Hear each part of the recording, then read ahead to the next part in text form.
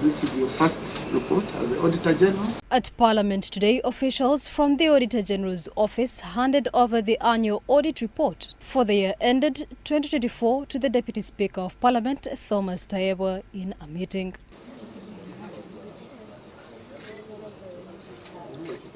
Among the discoveries in the health sector was the substantial challenges of medical supplies expirations, including the write-off of over 360 billion shillings worth of COVID-19 vaccines, ARVs and test kits, hence a waste of resources. This is an increase from last year's 33 billion shillings.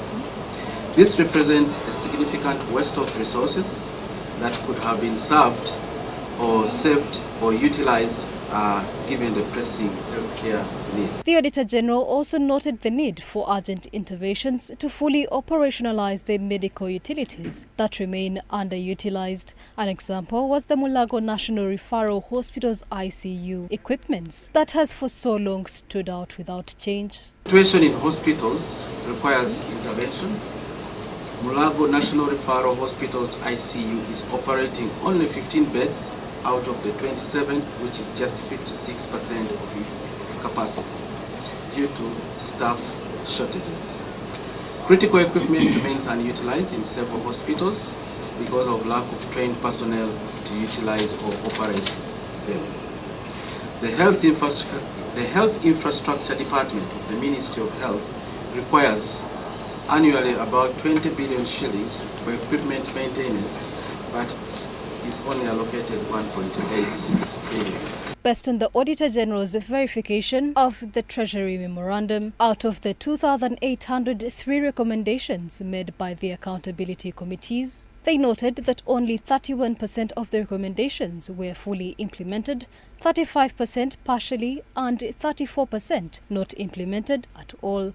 To this, the Deputy Speaker of Parliament, Thomas Tayebwa, said Parliament will not accord money where there is no proper report on the need for the funds. Of the Treasury Memorandum, we are going to handle it ourselves internally with the accounting officers.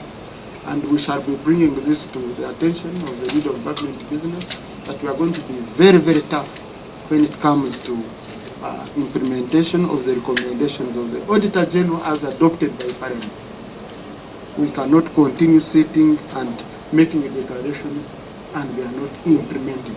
He also urged the responsible officials to continue leaning towards reporting findings that reveal issues that show value for money more than the financing aspect. And we agreed that now the reporting method is going to change, so that we don't only get financial audit reports, but we also get other audits that accompany, which include especially value for money.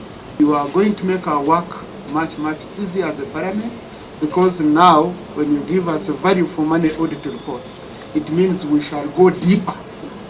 We are being limited to your financial audit report. We couldn't go beyond what the Auditor General has given. And we could only be limited to financial audit. I'm